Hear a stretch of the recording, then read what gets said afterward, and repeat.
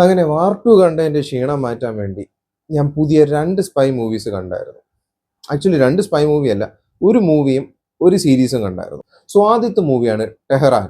കുറച്ച് ആക്ഷനും വേണം, എന്നാൽ കുറച്ച് റിയലിസ്റ്റിക്കുമായിരിക്കണം എന്ന് വിചാരിച്ച് എടുത്ത് കണ്ട മൂവിയാണ് ടെഹ്റാൻ. സോ ഇതിലെ മെയിൻ സെല്ലിംഗ് പോയിന്റ് എന്ന് വെച്ചാൽ മാഡോക്ക് ആണ് ഇത് പ്രൊഡ്യൂസ് ചെയ്തിരിക്കുന്നത്. മാഡോക്കിന്റെ ഈയിടയ്ക്കുള്ള ട്രാക്ക് റെക്കോർഡും ഒക്കെ ആണെങ്കിൽ അവർ അങ്ങനെ ഇങ്ങനെ ചുമ്മാ ഉള്ള സിനിമയൊന്നും ചെയ്യത്തില്ല. അത്യാവശ്യം ക്വാളിറ്റി ഉണ്ടെങ്കിൽ മാത്രമേ ചെയ്യത്തുള്ളൂ. യൂഷ്വലി സ്പൈ മൂവീസ് വരുമ്പോഴത്തേക്കും ഇന്ത്യ പാകിസ്ഥാൻ വാർ അതിനെ ബേസ് ചെയ്തിട്ടുള്ള ഇൻവെസ്റ്റിഗേഷനും കാര്യങ്ങളും ആക്ഷൻ ബഹളം അങ്ങനെയാണ് വരുന്നത്. പക്ഷെ ടെഹ്റാനിലേക്ക് വരുമ്പോഴത്തേക്കും ഒരു എൻറ്റയർലി ഡിഫറെന്റ് സബ്ജക്റ്റ് ആണ് വരുന്നത്. സോ ബേസിക് സ്റ്റോറി ലൈൻ എന്താണെന്ന് വെച്ചാൽ, ഇന്ത്യയിൽ വെച്ചൊരു ഇസ്രായേലി ഡിപ്ലോമാറ്റിനെ ടാർഗറ്റ് ചെയ്ത് ഒരു ബോംബ് ബ്ലാസ്റ്റ് നടക്കുന്നു. അതിനെ തുടർന്ന് ഇന്ത്യയിലുള്ള ഒരു പെൺകുട്ടി മരിക്കുന്നു. സോ ജോൺ അബ്രാമും ടീമും ഇതിന്റെ ഇൻവെസ്റ്റിഗേഷന് വേണ്ടിയിട്ട് ടെഹ്റാനിൽ പോകുന്നു. ആൻഡ് തുടർന്ന് നടക്കുന്ന സംഭവമാണ് ഈ മൂവിയിൽ കാണിക്കുന്നത്. ഈ സിനിമ 2 മണിക്കൂറിനകത്ത് തന്നെ ഫുൾ കഥ കാണിച്ച് തീർക്കുന്നുണ്ട്. എല്ലാവരുടെയും പെർഫോമൻസ് അത്യാവശ്യം ഡീസെന്റ് ആയിരുന്നു. ജോൺ അബ്രാം എപ്പോഴും ഉള്ളതുപോലെ തന്നെ ഇതിൽ അത്യാവശ്യം അടിപൊളിയായിട്ട് തന്നെ ചെയ്തിട്ടുണ്ട്. പക്ഷെ നമുക്ക് ഈ സിനിമയിൽ ഈ പറയുന്ന ഹൈ മൊമെന്റ്സോ അങ്ങനത്തെ കാര്യങ്ങളൊന്നും നമുക്കില്ല.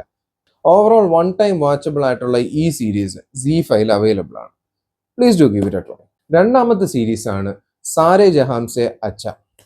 സോ ഇത് കുറച്ചും കൂടെ റിയലിസ്റ്റിക്, കുറച്ചും കൂടെ എന്നല്ല, വളരെ റിയലിസ്റ്റിക് ആയിട്ട് അവർ എടുക്കാൻ ശ്രമിച്ചിട്ടുള്ള ഒരു സ്പൈ മൂവി എന്ന് നമുക്ക് പറയാം. കാരണം ഇതിനകത്ത് ആക്ഷൻ സെറ്റ് പീസസ് വളരെ കുറവാണ്.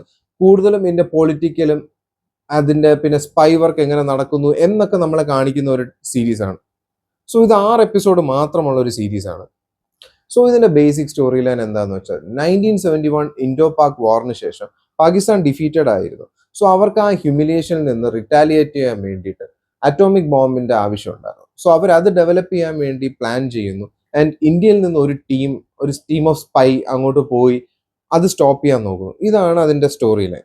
ഇതെനിക്ക് ടെഹ്റാനെക്കാളും കുറച്ചും കൂടെ ഇഷ്ടപ്പെട്ടു. കാരണം ഇതിൽ ഒരു സ്പൈയുടെ മൈൻഡ് സെറ്റ്, അവർ പോകുന്ന പല ഇമോഷൻസ്, അങ്ങനെയുള്ള കാര്യങ്ങളൊക്കെ കാണിക്കുന്നുണ്ട്. കാരണം ഇതിൽ ഇവർക്ക് മിഷൻ മാത്രമാണ് ഇമ്പോർട്ടൻറ്റ്. ഇതിൽ ഒരു സ്പൈ അനുഭവിക്കുന്ന എത്തിക്കൽ കോംപ്ലക്സിറ്റീസ് എല്ലാം വളരെ ക്ലിയർ ആയിട്ട് കാണിക്കുന്നു. അവർക്ക് അതിൽ എന്തും ചെയ്യേണ്ടി വരുന്നുണ്ട്. ആ ഒരു പ്രോപ്പർ ഇൻഫർമേഷൻ കിട്ടാൻ വേണ്ടിയിട്ട്, അവരുടെ മിഷൻ സക്സസ്ഫുൾ ആക്കാൻ വേണ്ടിയിട്ട് ഏതറ്റം വരെയും പോകും. അങ്ങനെയുള്ള കാര്യങ്ങളാണ് ഇതിൽ കാണിക്കുന്നത്.